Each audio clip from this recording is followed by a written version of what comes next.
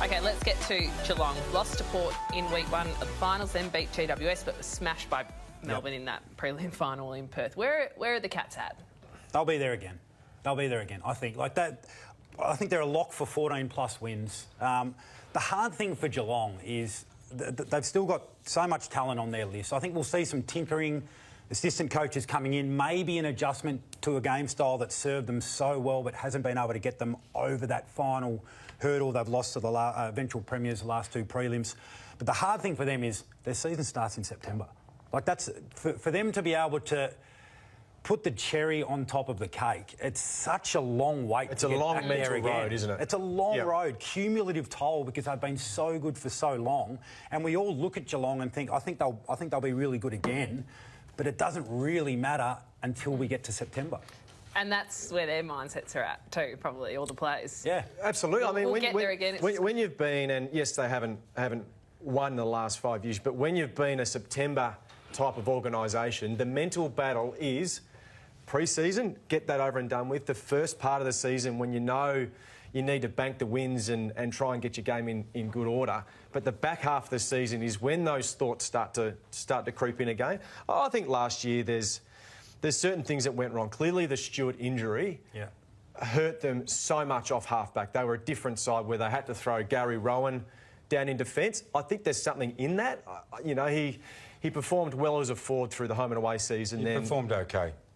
I thought he performed quite well. I thought he exceeded some expectation coming into the season. Third, fourth tall in a team that finishes top 4. Yeah, but pretty good life, isn't it? Yeah, but it wasn't that. Player. You're probably looking at goals and stuff like. But I think his pressure, his movement around the ground, his ability to get up the ground. Yeah. I think when he went to half back, when they lost Stewart too, he was a little bit further up the ground. I thought he provided some bounce, which, if they're going to improve and tinker with their game plan, for me it's off half back and not just relying on Stewart. Now Smith and Duncan used to get back heavily to help them with their ball movement. And when they moved the ball to the open side, totally different side. It just energised them. I think if Gary Rowan can play a percentage at half-back, I think it opens them up and leaves the ball movement a little bit more exciting. Yeah, I don't think he's the answer.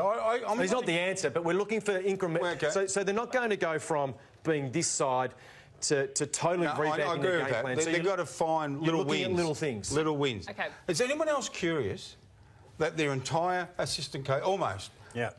No, I'll rephrase that. Half their assistant coaching staff walked, right, for whatever reason. Matthew Knights, Corey Enright, Matthew Scarlett. Yeah, I think walked. It's fascinating. Fascinating. Well, has anyone... Now, I was laid up for a little while, but I've been waiting. I'm talking to Chris Scott soon, right, for an article. And this is my first question. Why did your 3 assistants leave? Now, is it pure chance? Is it because...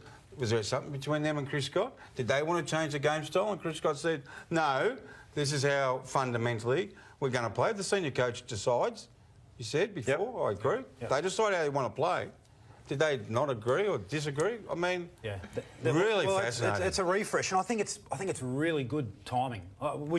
However it went down, I'm not too sure of the circumstances around it, but I think it could be a real win for them. In that it's fresh voices, potentially new ideas. They've gotten so close. Their game style has served them so well, but they might. With these fresh ideas, stumble across something that is able to get them. They've already changed it. They got rid of line coaches. Yeah, they have. So they're trying to get in front of the game. Yeah, they are. They're trying to change a little bit. Where do we sit though with the age debate? I know we bring it up a lot with the Cats, but watching that prelim final in Perth, and you just look at the Petrarcas and the Olivers, and you know they're Selwood and Dangerfield of 5 years ago. So you can tinker with the game plan and all that as much as you like, but is there just a concern that they're getting old? That's a great comment. I think if you compare Geelong to majority of the competition, we see them in a position where they'll play finals. If you compare them, to the absolute benchmark, which is Melbourne last year and certainly this year, I think they're a fair way off. I think they're in my big slider. Big slider? Yep. I didn't pick. I couldn't find room for Geelong in my 8. Really? What? Wow. Really? Wow, that's a big call. And it's... I may be wrong. Yeah, you might be. And I'm right. sort of banking them for 14-plus wins, and there's a good chance that I could be wrong too, but I think Cameron missed big chunks last year.